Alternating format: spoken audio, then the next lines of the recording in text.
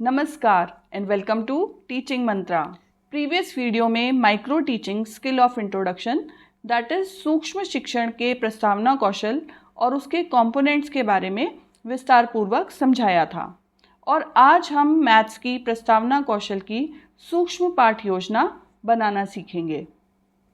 आज के वीडियो में हम मैथ्स के दो प्रकार के प्लान्स के बारे में जानेंगे।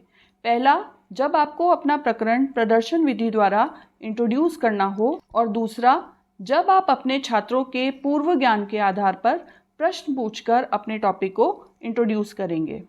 तो सबसे पहले हम प्रोफॉर्मा देखते हैं। तो ये आपका प्रोफॉर्मा है। लेफ्ट हैंड साइड आप विषय और प्रकरण लिखेंगे और राइट हैंड साइड आप कक्षा और दिनांक लिखेंगे।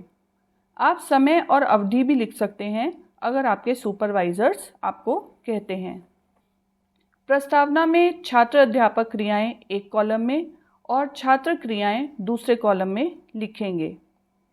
जो भी आप प्रश्न पूछेंगे या एक्टिविटी करेंगे वो आप छात्र अध्यापक के कॉलम में लिखेंगे और जो भी उत्तर या क्रियाएं छात्रों की तरफ से एक्सपेक्टेड होंगी वो आप छात्र क्रियाओं के कॉलम में लिखेंगे। इसमें मैक्सिमम 4 से 5 प्रश्न पूछेंगे और बाद में उद्देश्य कथन लिखेंगे। मेथड 1, जब आप प्रदर्शन विधि द्वारा अपना टॉपिक या प्रकरण इंट्रोड्यूस करेंगे। अब सपोज आप कक्षा 8 के लिए गणित विषय पर माइक्रो लेसन प्लान बना रहे हैं और आपका टॉपिक है पाइथागोरस प्रमेय या पाइथागोरस थ्योरम। तो आप प्लान कैसे बनाएंगे? तो यहाँ आपको ध्यान रखना है कि जो भी एक्टिविटी आप करेंगे वो आप प्लान में ब्रैकेट्स में लिखेंगे। जैसे शामपट पर एक बिंदु ए बनाते हुए पहला प्रश्न आप पूछ सकते हैं, यह क्या है? तो इसका एक्सपेक्टेड आंसर होगा यह एक बिंदु है।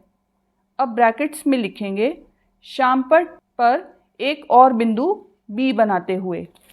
अगला प्रश्न, यह क्या है? उत्तर होगा यह भी एक बिंदु है।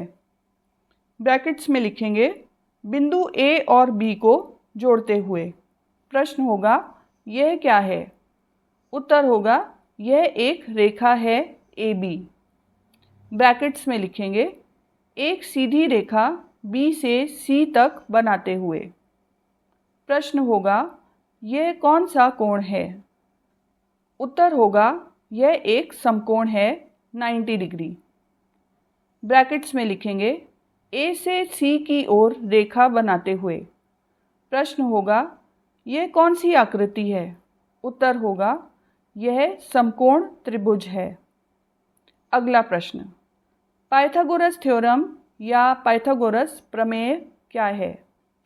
अब ये जो प्रश्न पूछा गया है ये छात्रों के लिए समस्यात्मक होगा और छात्र निरुत्तर हो सकते हैं। तो आप अपना टॉपिक उद्देश्य कथन द्वारा स्पष्ट करेंगे कि छात्रों, आज हम पाइथागोरस थ्योरम के बारे में अध्ययन करेंगे। अब आप इस प्लान को अपने छात्र अध्यापकों के सामने कैसे प्रेजेंट करेंगे, जिसमें आप टीचर हैं और बाकी के 5 से 6 छात्र अध्यापक छात्रों का रोल प्ले करेंगे।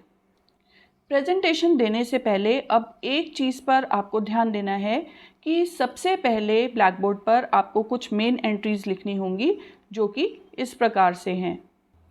प्रकरण के आगे आपको कुछ नहीं लिखना है, उसके आगे खाली स्थान छोड़ देंगे क्योंकि वह उद्देश्य कथन के बाद, यानी जब आप अपना टॉपिक इंट्रोड्यूस कर देते हैं तो उसके बाद ही लिखेंगे। अगर आप अपना टॉपिक पहले लिख देंगे तो आपके छात्रों को पहले ही यह पता लग जाएगा कि आज हमारे टीचर हमें क्या पढ़ाने वाले हैं या आज हम क्या टॉपिक पढ़ने जा रहे हैं। तो इंट्रोडक्शन स्किल का कोई यूज़ नहीं रह जाएगा, इसलिए प्रकरण या टॉपिक आप शुरू में नहीं लिखेंगे।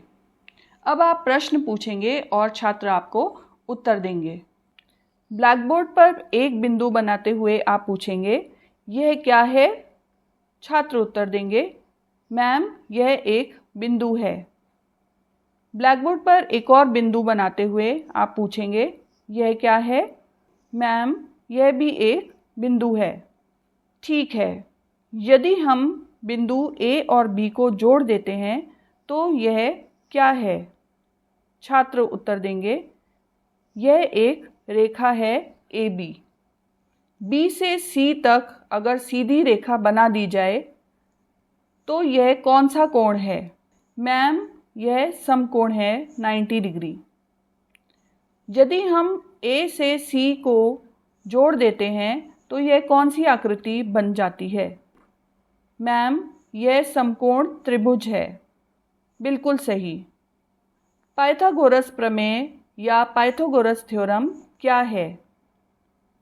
अब यह प्रश्न छात्रों के लिए समस्यात्मक होगा और वे निरुत्तर हो सकते हैं क्योंकि यह उन्होंने पहले से नहीं पढ़ा होगा।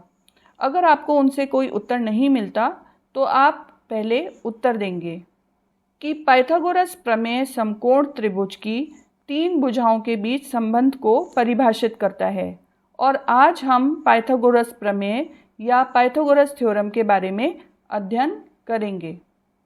अब इसके बाद आप ब्लैक बोर्ड पर अपना प्रकरण लिखेंगे पाइथागोरस प्रमेय और उसको अंडरलाइन कर देंगे।